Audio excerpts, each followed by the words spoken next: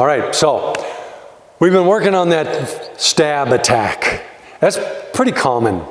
I mean, they might do a couple of these first, but when they're ready to come in, they're gonna try to get in there and stab you in the gut. So we're gonna continue on with that attack.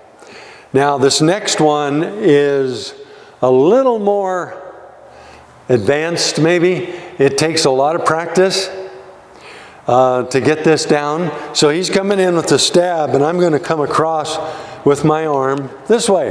This is what we call a roundhouse block. And so it's blocking upside down. Now the important part of that is what I'm going to do with it, which is from here I'm going to switch my grip, which I'll cover, and I'm going to rotate. I'm going to stab him in the hip or right in the butt. So it's going in there, and then I'm going to step and I'm going to go right up across his back and his trapezius. Let's do that one at a bit of an angle. So from this position, I want you to see what I'm actually getting here. As I'm blocking, I'm switching my grip, I'm turning, I'm stabbing, right? From here, I'm going to step and go right up the back and right across the shoulder here, right up here, the trapezius muscle. We go for certain muscles because those muscles control all the actions of the arm. And the arm is what's going to control the weapon, no matter which hand it's in. Now let me cover one thing real quick, so watch. I've got my knife. I'm going to flip it over. Flip with my thumb. I'm going to rotate, and I'm going to grab it in a reverse grip. Okay? So again, I flip it, whip it over, and grab it. So you have to practice. You have to walk around the house with your knife and practice going from this to this and then back over to this, so you get used to that. Okay, it's almost like juggling. You can't juggle the first time, so you have to learn how. So thumb, flip, down, grab. That way you get the blade on the outside where you want it if you're going to do cuts. All right? Again, thumb. Use your thumb to push, to flip it over, rotate down, and grab. The way I bring it down is I put it between my second finger and my thumb, whip it down, and grab it.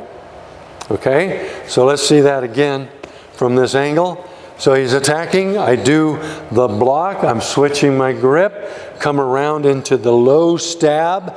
That stab right there, if it goes in the butt or if it goes in the hip, he's not going to be able to walk very well, okay? So that's an important part of this. Step across, go right up across the back, right across the spine, across the scapula, and then right over the trapezius. And when I do the trapezius, I round it out because that's rounded out.